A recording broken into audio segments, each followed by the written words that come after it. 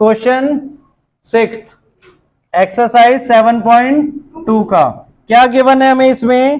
Triangle ABC isosceles triangle है। ठीक है, पहले ये ट्राइंगल आपको दिया हुआ है, देखो एबीसी आइसोसेलेस। अब इसको हमने एबी को आगे प्रोड्यूस किया और सी पर यहां पर भी इसको आगे ऐसे प्रोड्यूस किया ऊपर की तरफ, क्लियर। और जहां पे मीट कर रहे हैं वहां पर हमने डी पॉइंट दे दिया और फर्दर हमें बोला है कि ये एसी और एडी भी आपस में क्या है? इक्वल है।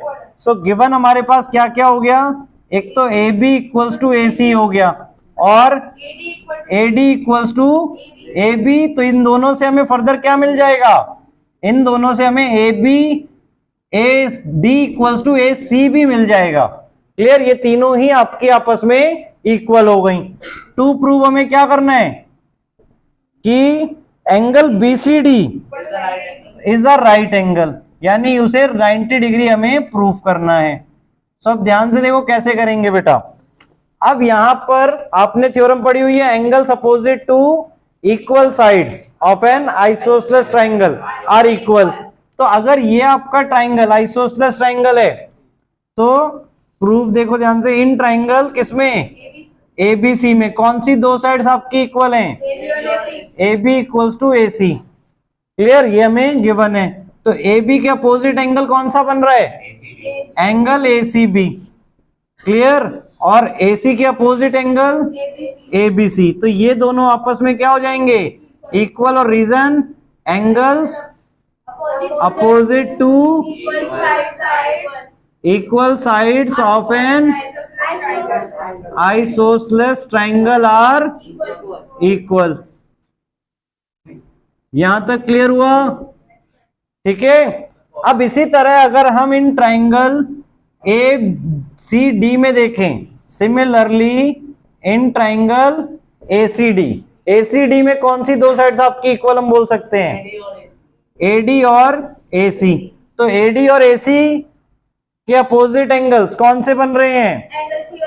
बेटा प्रॉपर पूरा नेम, एडी के opposite angle angle A C D और ए सी के opposite A D C, clear. Similarly हमने बोल दिया तो यहाँ पे दोबारा रीजन लिखने की जरूरत नहीं है, ठीक है। वही रीजन हमने यूज किया, angles opposite to equal sides of an isosceles triangle are equal. यहां तक क्लियर हुआ? अब इसको हमने सपोज फर्स्ट इक्वेशन दे दी और इसको सेकंड। अब इन ट्राइंगल ऐड नहीं बेटा, इन ट्राइंगल ए बी पूरा कंप्लीट डीबीसी में देखो, डीबीसी में तीन एंगल्स कौन कौन से हैं? एंगल ए बी सी, ठीक है, A B D B C बोल सकते हैं या ए बी सी बोल दें इन्हें। देखो ये वाला एंगल, ठीक है, तो उसे हम डी बी सी भी बोल सकते हैं और ए बी सी भी बोल सकते हैं। इस वाले एंगल को क्या बोलेंगे? Angle B C D plus angle ये, तो इसको हम फिर से एंगल ए डी सी लिख रहे हैं। बी डी सी लिखने की जगह ए डी सी लिख रहे हैं और इन तीनों एंगल का सम कितना होगा? 180 degree. Reason angle sum property of a triangle. यहां तक क्लियर हुआ बेटा? अब हमारे पास जो 1 और 2 में थे, अब एंगल ए बी सी किसके इक्वल है? एंगल ए सी बी के।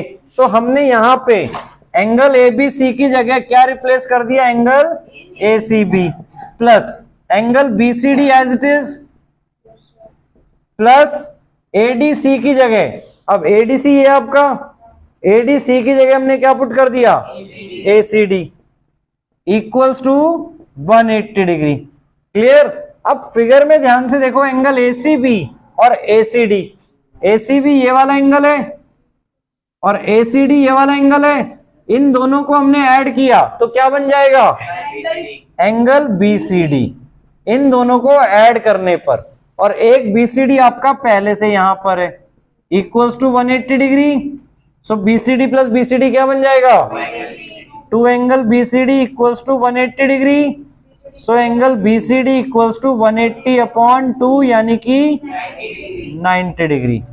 तो एंगल बी सी डी हमें राइट एंगल प्रूव करना था, सो हेंस प्रूव्ड।